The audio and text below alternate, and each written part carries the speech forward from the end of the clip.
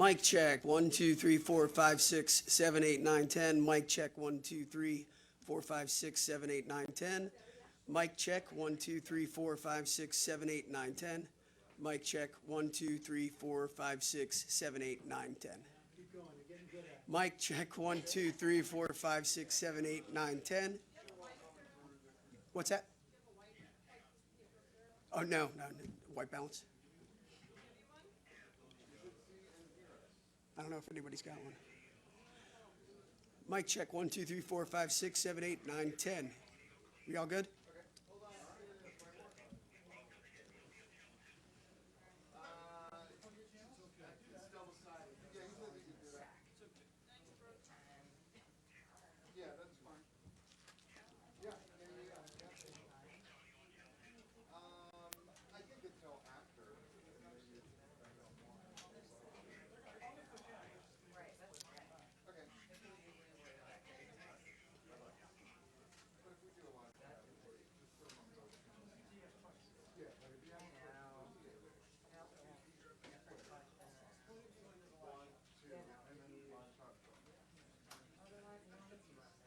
Everybody good with the white balance?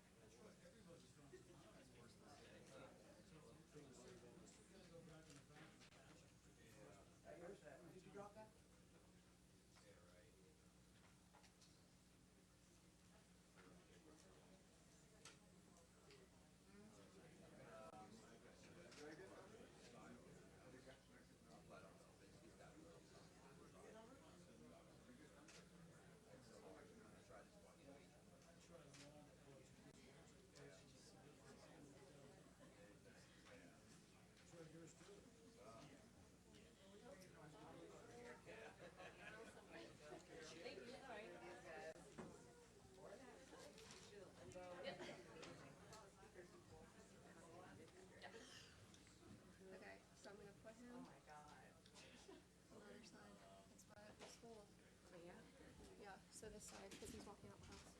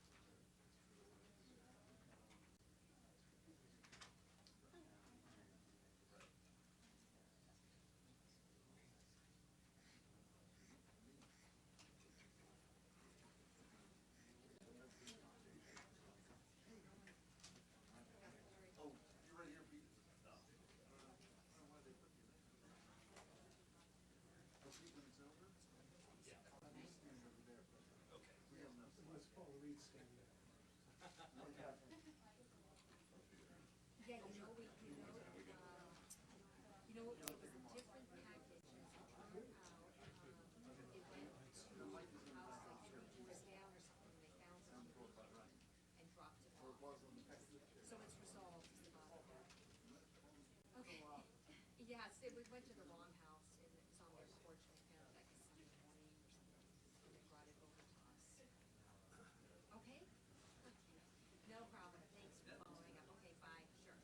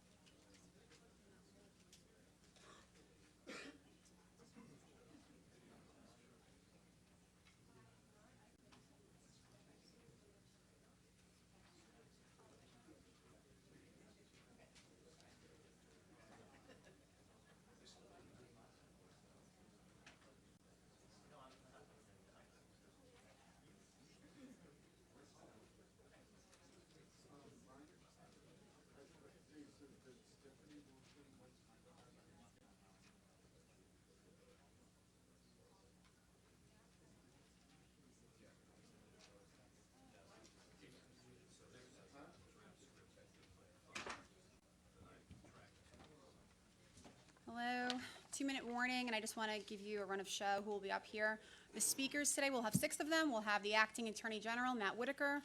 We'll have Department of Homeland Security Secretary Kirsten Nielsen. We'll have Secretary Ross from Commerce. We'll have FBI Director Chris Wray, Eastern District of New York U.S. Attorney Richard Donahue, and the First Assistant U.S. Attorney for the Western District of Washington, Annette Hayes. Also on stage will be John Demers. He's our Assistant Attorney General for National Security. We'll also have Brian Benchikowski, the AAG for our Criminal Division. We'll have William Sweeney, Assistant Director in charge of the New York Field Office.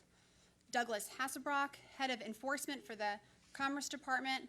And Ronald Donato Vitello, and he's the Acting Director of ICE. 2 minutes. Thank you.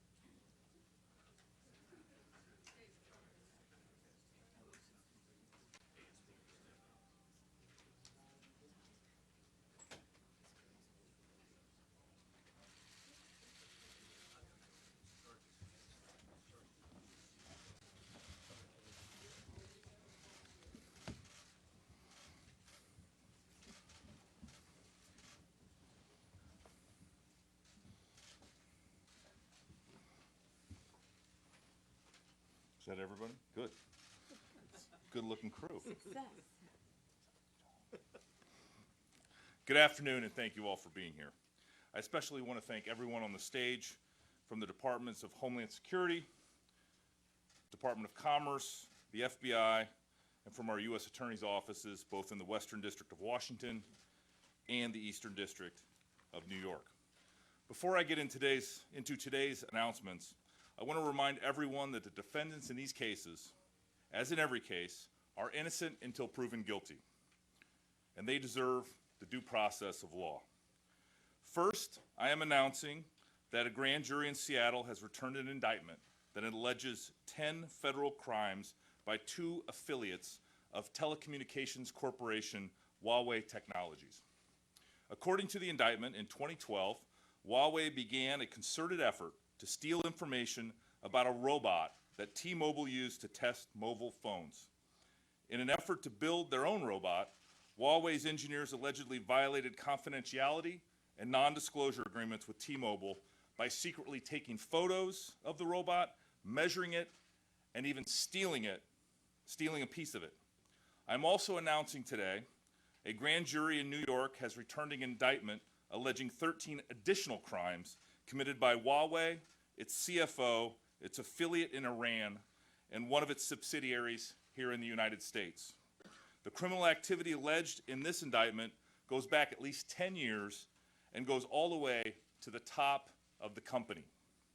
As early as 2007, Huawei employees allegedly began to misrepresent the company's relationship with its Iranian affiliate, which is called Skycom.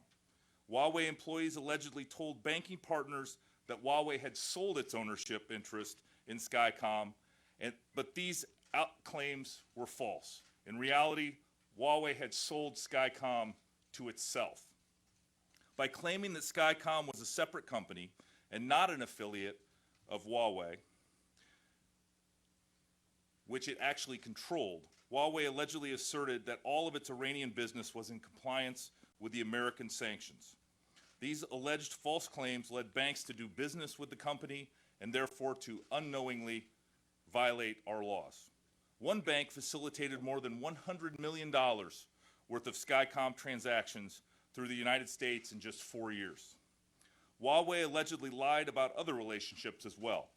In 2017, when one bank decided to terminate its global banking relationship with Huawei over a concern about risk, the company allegedly told other banks that Huawei was distancing itself from the bank, not the other way around. Huawei allegedly did this in an attempt to, among other things, manipulate those other banks into expanding and maintaining their banking relationships with Huawei.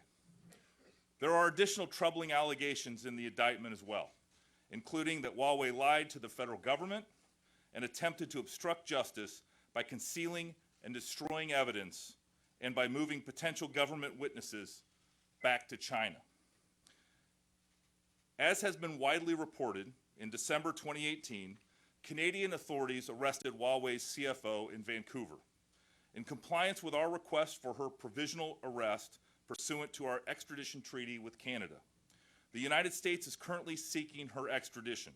We are deeply grateful to the Government of Canada for its assistance and its steadfast commitment to the rule of law. I want to repeat that these charges in today's indictments are only allegations, and the defendants are presumed innocent until proven guilty. And I want to thank everyone who made these indictments possible, especially the agencies represented behind me, and to all of the New York, Dallas, and Seattle law enforcement agents who investigated these cases. They are continuing their work to investigate these matters.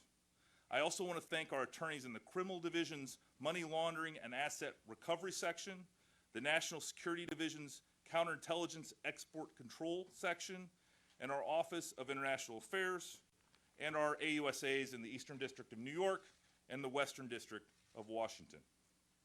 The cases we are announcing today have truly been a team effort across multiple U.S. cabinet agencies and across multiple divisions and U.S. attorneys' offices here in the Department of Justice. For more than a year, the agencies represented behind me followed the evidence wherever it led. They have done great work already, and I am confident this team is going to finish the job and bring these cases to a successful conclusion. In a few moments, U.S. Attorney Donahue and First Assistant Hayes will provide more details on today's indictments. But let me just say two more things. First, when a bank's customers lie to it about their sanctions-related business, that exposes banks to the risk of violating the law, especially when they continue to provide those bad actors access to our U.S. financial system. And second, as I told high-level Chinese law enforcement officials in August when I visited their country, we need more law enforcement cooperation with China. China should be concerned about criminal activities by Chinese companies, and China should take action. We are proud that the United States has the strongest economy in the world. I believe that is no small part due to our respect for the rule of law. Criminals and bad actors can be certain that they will not get away with criminal activity. But those who do business in the United States can also be certain that the Department of Justice will protect them from criminals, no matter how powerful or influential they are. I think we have shown that today, and we will show that as these cases move forward. I now want to introduce Secretary Nielsen to address you. Secretary? Thank you. Well, good afternoon. Thank you all for being here. I'm going to keep my remarks quite short, but I did want to just mention that one of the missions of the Department of Homeland Security is to prevent malicious actors from manipulating our financial system to harm our nation's security. We also ensure that legitimate economic activity is not exploited by our adversaries.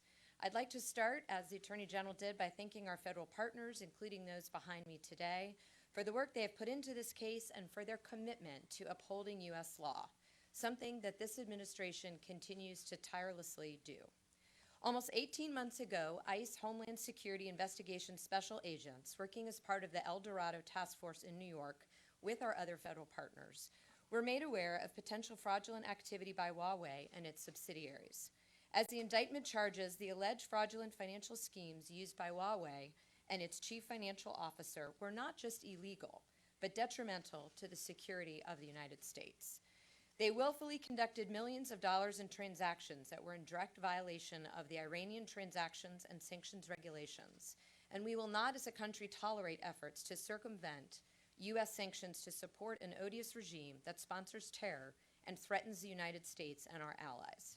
In spite of the attempts on the part of the defendants to hide their criminal activity and impede the investigation once they became aware of it, HSI conducted an exhaustive international financial investigation that used a broad array of investigative techniques to follow the money that allowed agents to document Huawei's illegal conduct. The ability to follow the money is one of the hallmarks of HSI's transnational criminal investigative work. In fact, the El Dorado Task Force itself has over 25 years of experience in complex financial investigations. Ensuring our nation's laws are upheld take the full force of all of our federal, state, and local partners. We greatly appreciate their partnership. I'd also like to thank the great men and women of ICE Homeland Security Investigations for their exceptional work on this case and for what they do every day to protect our homeland. And with that, I'd like to turn it over now to Secretary Ross. Thank you.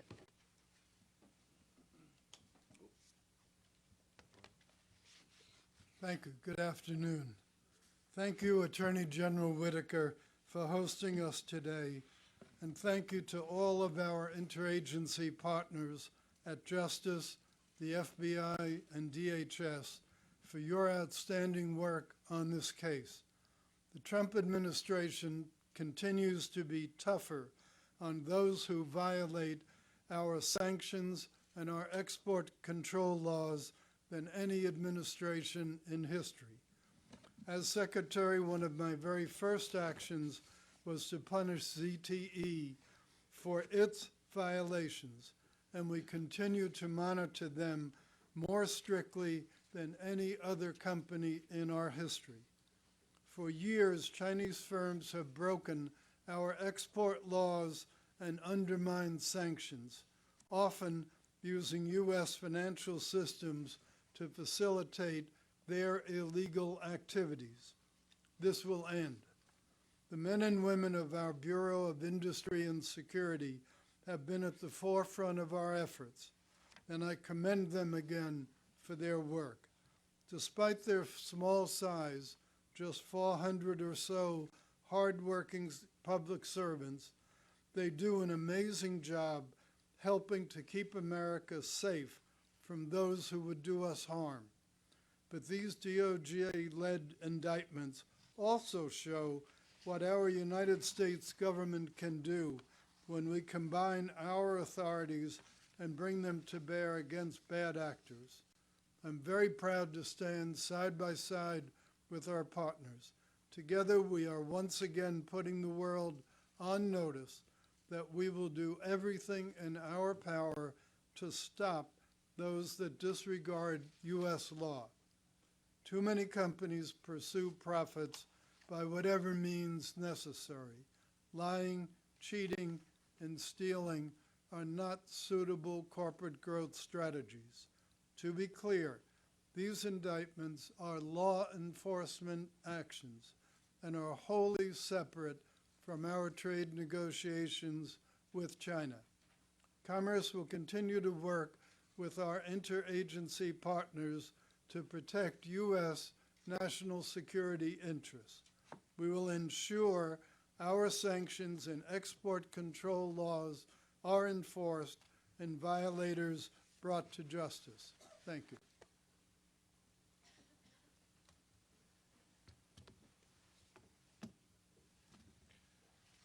Good afternoon.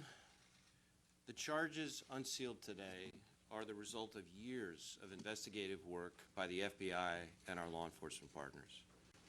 Both sets of charges expose Huawei's brazen and persistent actions to exploit American companies and financial institutions and to threaten the free and fair global marketplace.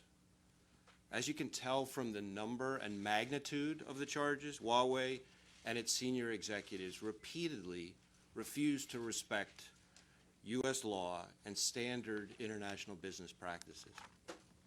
Huawei also intentionally and systematically sought to steal valuable intellectual property from an American company so it could circumvent hard-earned, time-consuming research and gain an unfair market advantage. In pursuit of their commercial ambitions, Huawei relied on dishonest business practices that contradict the very economic principles that have allowed American companies and the United States to thrive. And there is no place, none, for this kind of criminal behavior in our country or in any other committed to the rule of law. The prosperity that drives our economic security is inherently linked to our national security, and the immense influence that the Chinese government holds over Chinese corporations like Huawei represents a threat to both. As Americans, we should all be concerned about the potential for any company beholden to a foreign government, especially one that doesn't share our values, to burrow into the American telecommunications market. That kind of access could give a foreign government the capacity to maliciously modify or steal information, to conduct undetected espionage, or to exert pressure or control. And these cases make clear that as a country, we have to carefully consider the risks that companies like Huawei pose if we're going to allow them into our telecommunications infrastructure. Today's charges serve as a warning that the FBI does not and will not tolerate businesses that violate our laws, obstruct our justice, and jeopardize our national security. We will not stand idly by while any entity, whether it's a foreign government or corporation, seeks to criminally or unfairly undermine our country's place in the world. This announcement would not have been possible without the dedication and hard work of scores of FBI personnel in our counterintelligence and criminal investigative divisions, in our New York, Dallas, and Seattle field offices. And I'm proud of their hard work, rooting out pervasive criminal behavior by Huawei and its senior executives.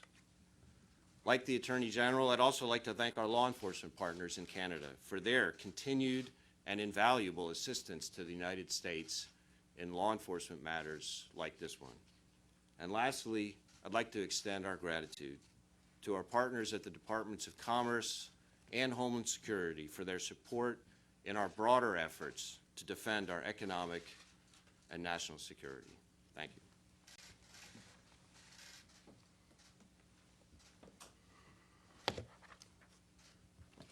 As the Attorney General indicated a few moments ago, earlier today, a 13-count indictment was partially unsealed in the Eastern District of New York.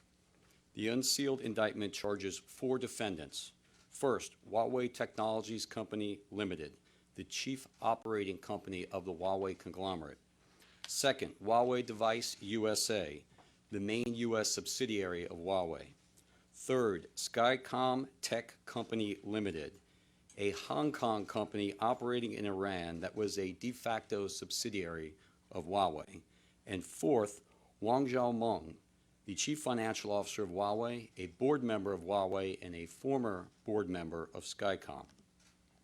As you are probably aware, Huawei is the world's largest telecommunications company. It is headquartered in the People's Republic of China. The defendants are variously charged with conspiracy, bank fraud, wire fraud, violations of the International Emergency Economic Powers Act, money laundering, and obstruction of justice. As with all defendants in the American criminal justice system, they are presumed not guilty.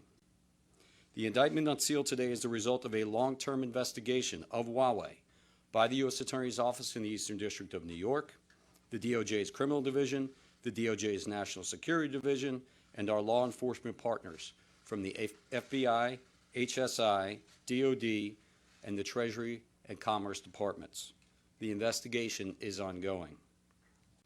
In sum, the charges in this case in New York relate to a long-running scheme by Huawei, its CFO, and other executives and employees to deceive global financial institutions and the United States government about Huawei's business activities in Iran. The scheme was designed to allow Iran to evade sanctions imposed by the United States and to allow Huawei to profit from those evasions. Beginning in 2007, Huawei employees misrepresented Huawei's relationship to Skycom, a de facto subsidiary operating in Iran. Over the course of years, Huawei, through its executives and others, repeatedly claimed to U.S. government officials and various banks that the company, its subsidiaries and partners operated in accordance with U.S. sanctions and export laws and in accordance with EU and UN sanctions. As charged in the indictment, those claims were false. Similarly, Huawei executives' employees made false statements to both the FBI and the United States Congress. As part of Huawei's schemes, Ms. Meng personally made statements to one of Huawei's major banking partners about the company's operations in Iran. As alleged in the indictment, those statements were false. It is important to understand that Ms. Meng has been charged based upon her own personal conduct and not because of actions or misconduct by other Huawei employees. The Eastern District of New York, like the entire Justice Department, is committed to the rule of law. On a daily basis, we hold American companies and their executives accountable for violations of the law. We should and will do the same with foreign companies and their executives, no matter how well connected those companies may be.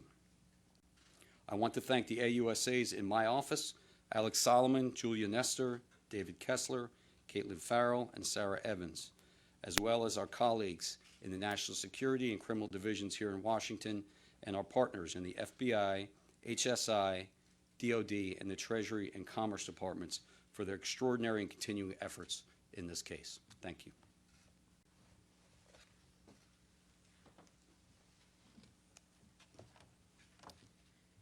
Good afternoon. Let me thank the Acting Attorney General and everyone behind me for the collective work here today.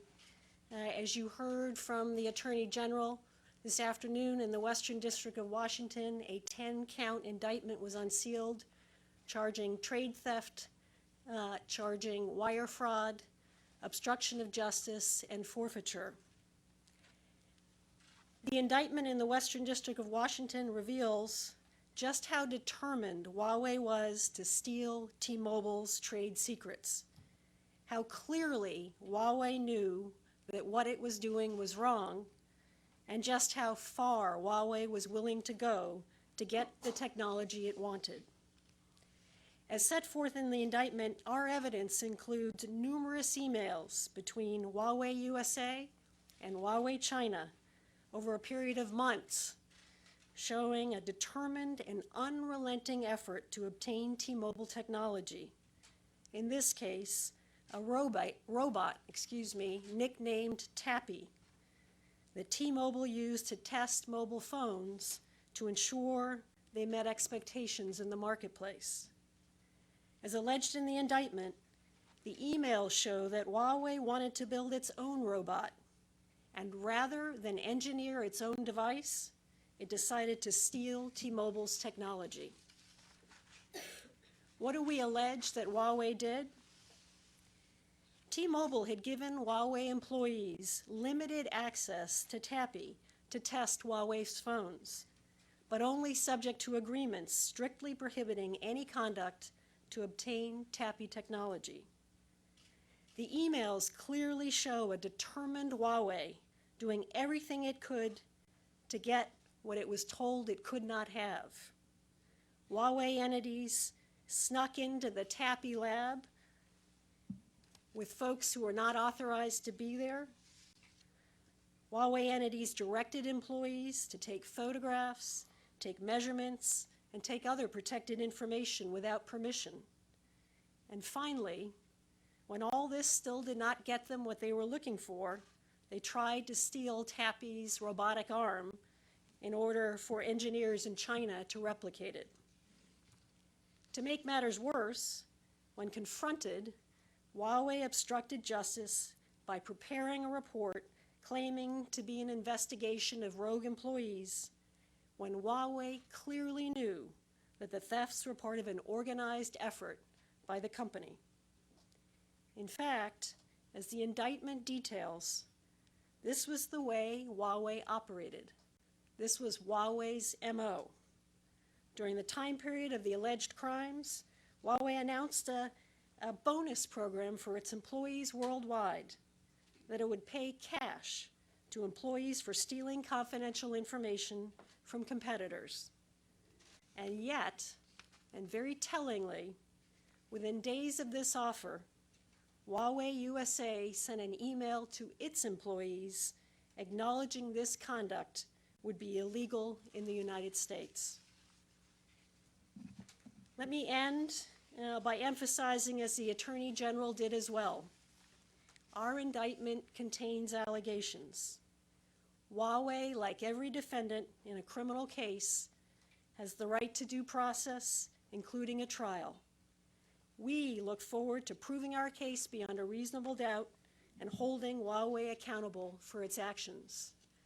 And let me finish just by thanking as well not only the FBI and the other law enforcement agencies that were involved in this work, but the AUSAs in my office, Todd Greenberg and Tom Woods, and a number of other folks who supported them on this case as we got the indictment. Thank you very much. I appreciate all those remarks, and I just want to again thank all of our law enforcement partners and all the cabinet secretaries and others, divisions of the Department of Justice, U.S. Attorney's Office for great work.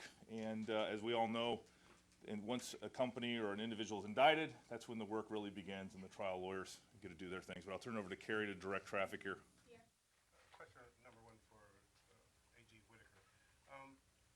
If they're convicted of all these charges, should this company be allowed to operate in the U.S. market? And then I have a follow-up question on a different topic for the FBI director. Sure. You know, I think the best people to answer that are the U.S. attorneys as to you know, what the potential ramifications of this behavior is. But let me start by saying, you know, the United States has a very well-defined process for allowing people to, you know, that are convicted of crimes continue to participate in our economy. I think we're well before that, and other departments would have direct input. I don't know if Secretary Ross, if you want to have any additional comments on that, or just leave it at No, that. we don't comment on pending investigations. Director Ray, you gave a very passionate speech to the FBI personnel about the shutdown in terms of how it impacted them. What message are you going to send to the White House and to Congress about the effect and the impact of the shutdown, and how are you going to work hard to prevent another one? Well, for now, I'm just very happy that all 37,000 of the great men and women of the FBI are back at work and going to get paid this week, which is what's best for everybody. And I'll just leave it at that for now. Mr. Whitaker, how are Huawei's actions undermining U.S. security? I understand the trade secrets argument, but what about the sanctions argument? And when you put them all together, is it clear that this is just rogue employees, or is this the way the company does business? Well, we have allegations in two indictments that were unsealed today, both in the Eastern District of New York and the Western District of Washington. And the behavior in both those cases allege more than just rogue employees. It alleges corporate-sponsored behaviors that were, as the first assistant from the Western District of Washington pointed out, are alleged to have been directed as a corporate policy.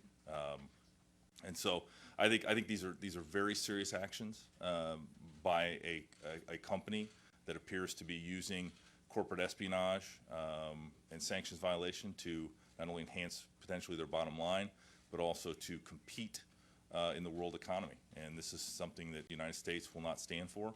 And it's just, we're going to continue to investigate and prosecute these types of cases, because ultimately it undermines the the national security and the economic security of our country. Did you Okay, so first question on China, then a follow-up on a separate, if I could. We've been told today that this was an organized long-term effort by the Huawei executives. Could any of it have happened without the blessing of the Chinese Communist government? We don't allege any action by the Chinese government, although I think Director Ray, you're happy to speak more about the connection between the company and the state. Well, as the acting attorney general said, there's no conduct alleged in the indictment about the Chinese government. I will say, though, that it is public record that under Chinese cybersecurity law, Chinese companies like Huawei are required to provide essentially access upon demand with little to no process to challenge that. And so that's why it creates the national security implications that we're concerned about. I just have a follow-up for A.G. Whitaker. Republicans have complained that other witnesses in the course of their Russia and email investigations have lied or misled Congress. Is it Robert Mueller's responsibility to investigate those allegations, or is it yours? Well, I mean, fundamentally, the Mueller investigation has a very defined scope, and so anything outside of that scope would have to either be, the scope would have to be enhanced to bring additional matters to be investigated by the Mueller investigation. But obviously, if it's not given to that investigation by an increasing in the scope of the investigation, it would be retained by the Department of Justice. We take very seriously lying to Congress, and if there are referrals made by the appropriate committees, as is ordinary course for matters like this, then we would investigate that as we would anything else. Secretary Ross. Just two quick questions. One, has the Justice Department formally filed its extradition request for Ms. Meng? And also, the President once raised the specter of her extradition being, possibly playing a role in the upcoming trade talks. Is that possibility now closed, given the strength of this enforcement action? In talking to U.S. Attorney Donahue, we plan to file our formal extradition request and all the necessary documentation under the extradition treaty in the appropriate time frame, which I believe is the 30th, right? Yes, sir. Tomorrow. So we expect to comply with that. What was your second question? I'm sorry. Also, the President once raised the idea that Ms. Meng's extradition could be used in the trade talks that are forthcoming. Is that possibility now closed, given this enforcement action? So the U.S. Department of Justice does its investigations and its charging decisions independent from the White House, you know, and we pursued this when the evidence and the facts caused us to seek an indictment from the grand jury, and the grand jury returned an indictment. Paula, you say that you filed this when the facts led you to seek an indictment, but Huawei's been a concern in Washington for a decade. I mean, Taffy was dismembered 7 years ago. What has taken the Justice You know how Department sad that statement is, that Tappy was dismembered? I mean, that's, I feel for Taffy, but it's a serious question.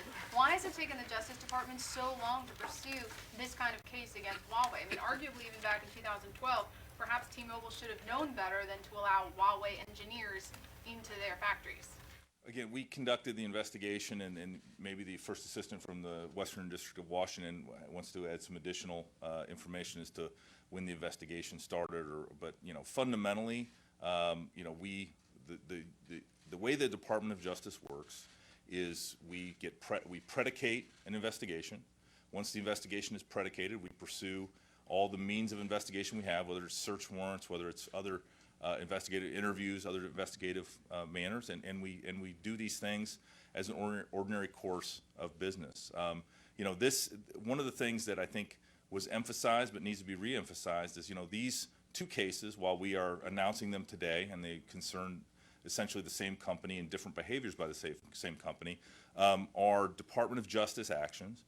We do our cases independent from the you know, the federal government writ large, because that's the way the criminal system has to be. And there's, you know, kind of a tried and true system and regular order that we follow at the Department of Justice, and I think anybody trying to, you know, connect dots otherwise, it's just, you know, we're looking for things that aren't there, because this is just the way we do our business every day. Before you came into your current role, you were publicly very critical of the special counsel investigation.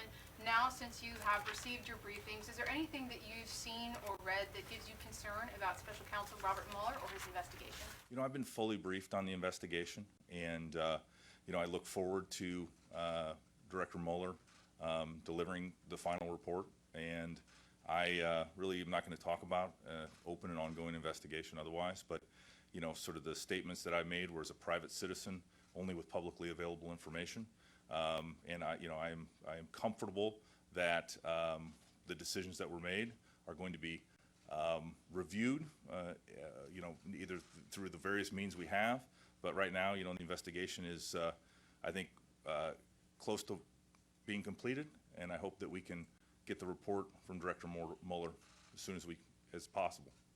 That's all we have time for today. Thank you so much. Thank you. Thank you all.